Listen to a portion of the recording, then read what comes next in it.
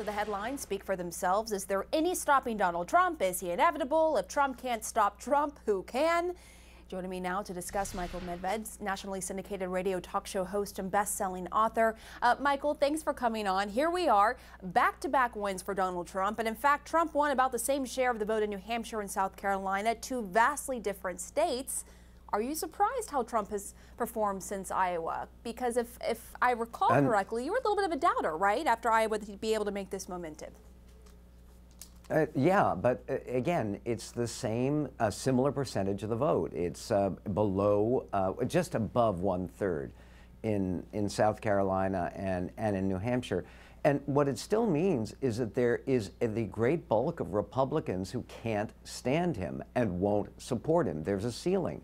If you have 2/3 of the party that's voting against you consistently, that's not great. The one thing that is striking to me is if you talk about national approval ratings, Trump is 31 points negative, according to the new Wall Street Journal poll. 31 points negative. Hillary's only 13 points negative.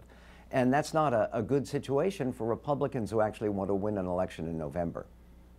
But just lay it out for us. What is going on? Because people hear you say that, but yet the numbers tell a different story. I mean, Trump won by a pretty large margin in South Carolina and New Hampshire. He was second in Iowa. What is this divide here? Where is this coming from? Well, it's very simple. If you take Marco Rubio's votes in South Carolina and you add to them Jeb Bush's votes and the votes for John Kasich, Rubio would have creamed Trump. He would have been 7 points ahead almost. And the truth of the matter is that Trump has been winning because of a divided field. That field is going to be less divided. I think if Rubio has a very good performance, a strong second place finish, or even winning in Nevada, which is possible tomorrow night, there'll be enormous pressure on Governor Kasich to drop out, just as Governor Bush did. And I think you can begin having a real and meaningful choice.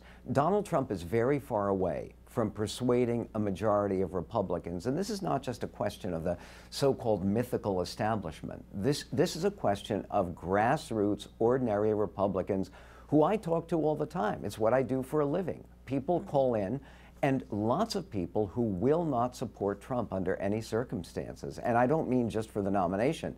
I mean even after a nomination. That's a problem for a party that is starved for a victory against Hillary Clinton. Look, Pamela, the Democrats in their Nevada caucuses showed they want to win. They may have a heart for Bernie, they may have a heart for more socialist approaches, but they want to win, and they're sticking with Hillary. I think it's about time that Republicans who really want to win this election actually have our voices heard. So you're basically saying as the field continues to slip down on the Republican side that those votes will go to perhaps a Rubio or a Cruz, but Trump is saying the exact opposite, that he's going to take in those votes. And in fact, the field was already slimmer during South Carolina, and he did win by a pretty large margin. Why don't you think he's going to peel off some of those votes? Well, again, he won with a third of the vote, which means 2/3 of the people voted against him. And that was really, that's what the election became. It became a referendum on Trump. And most Republicans voted no, and I think will continue to vote no. The question here also, Pamela, and I think this is a very real possibility, it's something that I've been talking and writing about for several months, actually. I think it's entirely possible that Trump will amass the most delegates, but will have less than a majority on the first ballot. And if we go to a convention and there is no first ballot majority, it would be the first time at a Republican convention since 1948, then I don't think he has any chance at all of prevailing at the convention. And then you have an open convention, which is unpredictable, could even turn to someone else who isn't a candidate, who hasn't been dinged up by this entire process. Though I think that's unlikely, because there appears, even today, you can hear it and you can see it, a consolidation of the party behind Marco Rubio, who is a strong candidate.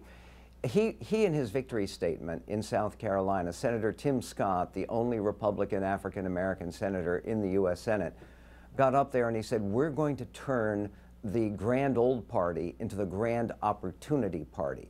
That's the kind of message, I think, that younger Republicans, and again, Republicans who want to build a party, not just send a message, build a party for the future and for future victories can rally behind.